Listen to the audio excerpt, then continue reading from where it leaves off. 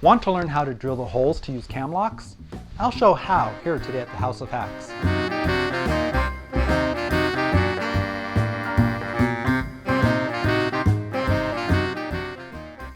Hi makers, builders, and do-it-yourselfers, Harley here. On a recent desk project, I thought it'd be interesting to use cam locks for part of the assembly. It was in a couple areas where I didn't need huge amounts of strength, and I wanted clean lines and easy disassembly. Cam locks seem like a good solution. If you're not familiar with them, cam lock connectors are a two-part fastener that looks like this. They're used to connect two flat pieces together at a 90-degree angle. Things like the side of bookcases, or in my case, a side support to the tabletop. There's a post that screws into the flat side of the first surface and slides into a hole on the end of the second surface. A cam lock slides into a hole in the surface of the second piece and locks into the top of the post, pulling the joint together as the cam locks into place. I've only seen them used in pre-cut furniture that's designed for home assembly, but I knew I could get them at my local home center, so I went down and picked some up. I did the next logical thing and searched around the internet to find out the hole pattern. Obviously, I knew I needed several holes. I just didn't know the spacing and the sizes. Surprisingly, I didn't find anything on the internet, so I sat down to figure it out. The home center had two types of posts. One had a wood screw threads and the other had machine screw threads. I used the ones designed for wood. Both thread types came in only one size, and it seemed about the same as all the others I've seen in furniture kits. I don't know if the connectors come in different sizes or if there's pretty much only one standard. In any case, the bags for the ones I had were marked with M6 by 45.5 for the connector bolts and 15mm by 16mm for the cam connector. The details I present here are for these sizes. All my bits are in imperial measurements, but the tolerances are close enough they work just fine in spite of the metric hardware.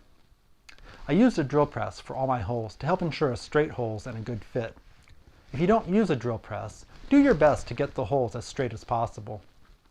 For this project, 3 bits are needed: 3/16 inch and 5/16 inch, and a twist or brad pointed bit, and a 5/8 inch Forstner bit.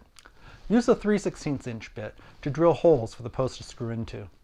The depth isn't terribly important, as long as it's deep enough for the post to screw in securely up to the shoulder of the thread. I found 7/16 inch deep worked well. Before putting the post into the hole, I transferred a mark to the other piece. It's fairly critical to get these holes correctly aligned, as the post has to go into both of them. I didn't have any dowel centers small enough, so I found a self-tapping screw in the surplus screw box with an outside thread diameter the same as my hole size. I cut it to a little over 1/2 inch long and set it in the hole, pointy side up. I used it to mark the center of the matching hole in the other wood. Then the post could be screwed in. Next, I drilled the holes in the end piece using the 5/16 inch bit.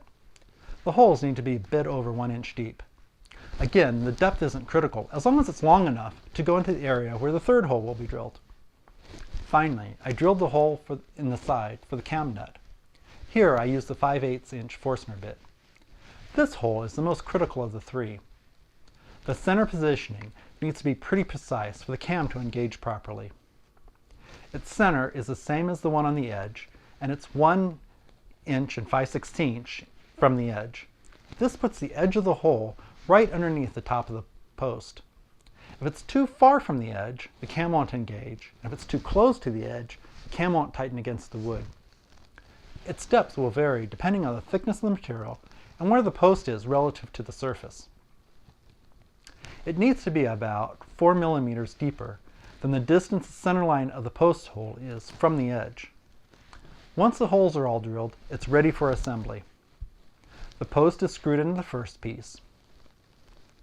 Make sure to get it in straight and don't over tighten it, but get it snugged up to the shoulder. Now the two parts just slide together.